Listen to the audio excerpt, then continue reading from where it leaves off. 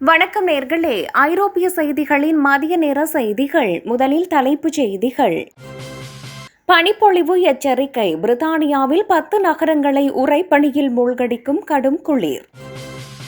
ஜெர்மனியின் கடுமையான புகலிட கொள்கை. எல்லை கட்டுப்பாடுகளால் குறையும் அகதிகளின் எண்ணிக்கை.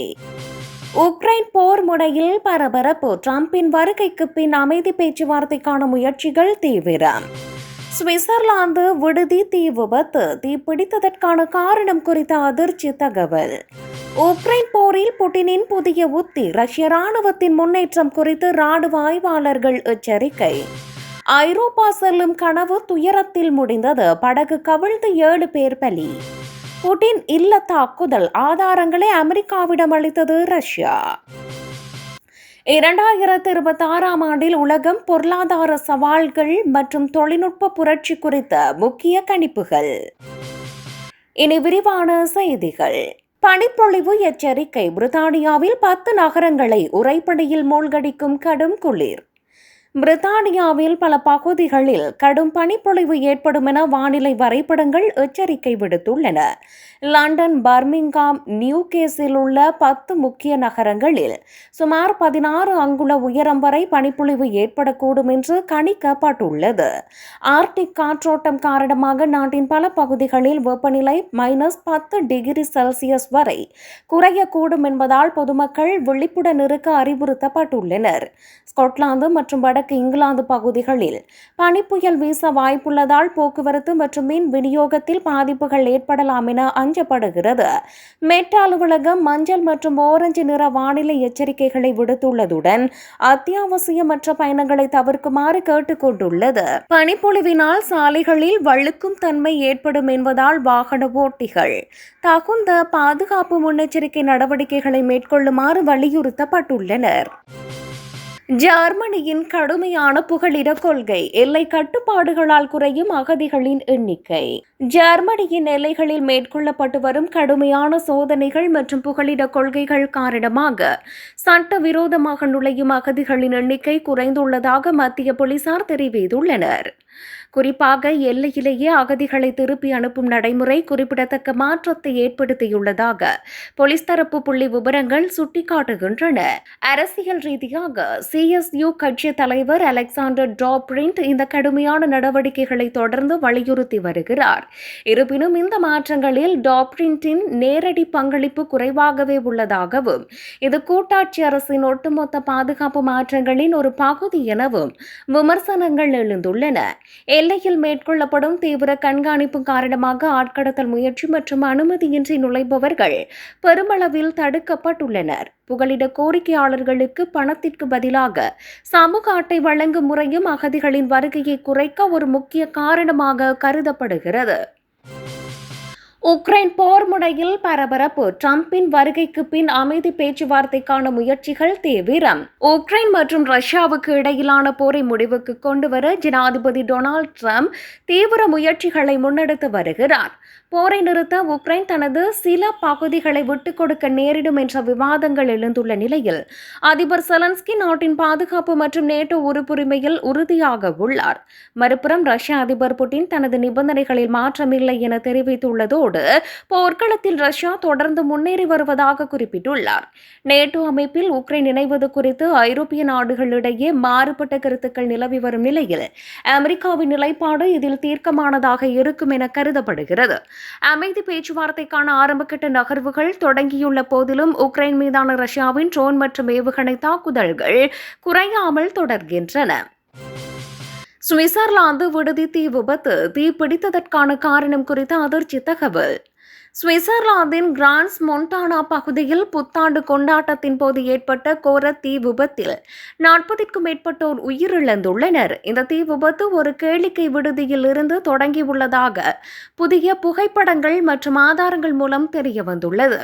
விடுதிக்குள்ளேயே ஸ்பார்க்லர்கள் எனப்படும் பட்டாசு போன்ற வெடிகளை பயன்படுத்தி மதுபானங்கள் வழங்கப்பட்டதே தீ விபத்துக்கு காரணம் என கூறப்படுகிறது.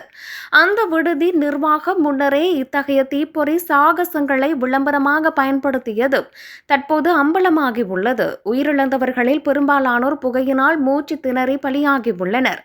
பாதிக்கப்பட்டவர்களை அடையாளம் காண்பதில் இன்னும் சிக்கல் நீடிக்கிறது. இந்த சம்பவம் தொடர்பாக விடுதி உரிமையாளர்கள் மற்றும் பாதுகாப்பு குறைபாடுகள் குறித்து அதிகாரிகள் தீவிர விசாரணைகளை நடத்தி வருகின்றனர். உக்ரைன் போரில் புட்டினின் புதிய உத்தி. ரஷ்ய ராணுவத்தின் முன்னேற்றம் குறித்து ராணுவ ஆய்வாளர்கள் எச்சரிக்கை. உக்ரைன் போர்க்களத்தில் ரஷ்ய அதிபர் புட்டின் கையாண்டு வரும் புதிய ராணுவ உத்திகள் தற்போது வெற்றியை அளித்து வருவதாக ராணுவ ஆய்வாளர்கள் தெரிவித்துள்ளனர். ரஷ்ய ராணுவம் தற்போது ஒரே நேரத்தில் பல இடங்களில் சிறிய அளவிலான தாக்குதல்களை நடத்தி உக்ரைன் படைகளை நிலைகுலைய செய்யும் முயற்சியை பின்பற்றி வருகிறது. இந்த தேய்மான போர் முறை மூலம் உக்ரைனின் வெடிமருந்து கையிருப்பு மற்றும் வீரர்களின் எண்ணிக்கையை ரஷ்யா திட்டமிட்டு குறைத்து வருகிறது. குறிப்பாக உக்ரைனின் தற்காப்பு அரண்களை உடைக்க ரஷ்யா வான்வழி தாக்குதல்களையும் நவீன ஏவுகணைகளையும் முன்னெப்போதும் இல்லாத வகையில் பயன்படுத்தி வருகிறது. மேலை நாடுகளின் ராணுவ உதவி கிடைப்பதில் ஏற்படும் தாமதத்தை ரஷ்யா தனக்கு சாதகமாக பயன்படுத்தி முக்கிய பகுதிகளை கைப்பற்றி வருவதாக ஆய்வில் குறிப்பிடப்பட்டுள்ளது. ஐரோப்பா செல்லும் கனவு துயரத்தில் முடிந்தது. படகு கவிழ்ந்து 7 பேர் பலி.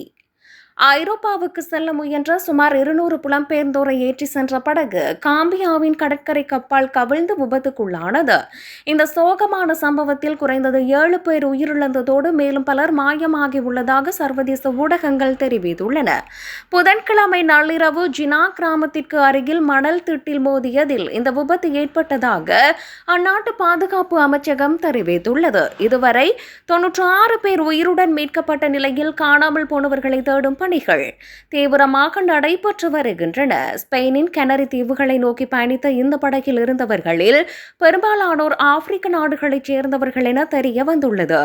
பாதுகாப்பற்ற முறையில் அட்லாண்டிக் பெருங்கடல் வழியாக ஐரோப்பா செல்ல முயலும் ஆப்பிரிக்கர்களின் எண்ணிக்கை அண்மை காலமாக அதிகரித்து வருவதும் குறிப்பிடத்தக்கது. புட்டின் இல்ல தாக்குதல் ஆதாரங்களை அமெரிக்காவிடம் அளித்தது ரஷ்யா. ரஷ்ய ஜனாதிபதி விளாடிமிர் புட்டினின் இல்லத்தை இலக்கு வைத்து உக்ரைன் நடத்தியதாக கூறப்படும் ட்ரோன் தாக்குதல் தொடர்பான ஆதாரங்களை ரஷ்யா அமெரிக்காவிடம் சமர்ப்பித்துள்ளது. மாஸ்கோவில் உள்ள அமெரிக்க தூதரகத்தின் ராணுவ அதிகாரியிடம் வீழ்த்தப்பட்ட உக்ரைன் ட்ரோன்களின் சிதைந்த பாகங்கள் மற்றும் அதன் தரவுகள் அடங்கிய முக்கிய ஆதாரங்கள் கையளிக்கப்பட்டுள்ளன. கடந்த டிசம்பர் 29 அன்று நாவ்ரோட் பகுதியில் உள்ள அதிபர் இல்லத்தின் மீது 91 ட்ரோன்களை கொண்டு உக்ரைன் தாக்குதல் நடத்த முயன்றதாக ரஷ்யா குற்றம் சாட்டியுள்ளது. இந்த ட்ரோன்களின் வழி செலுத்துதல் அமைப்புகளை ஆய்வு செய்ததில் அவற்றின் இறுதி இலக்கு அதிபர் இல்லமே என்பது உறுதியாகியுள்ளதாக ரஷ்ய ராணுவம் தெரிவித்துள்ளது. இருப்பினும் இத்தகைய தாக்குதல் எதுவும் நடக்கவில்லை எனவும் இது போர் பேச்சுவார்த்தைகளை சீர்குலைக்க ரஷ்யா உருவாக்கிய போலி செய்தி என்றும் உக்ரைன் மற்றும் அமெரிக்க உளவு அமைப்புகள் மறுத்துள்ளன.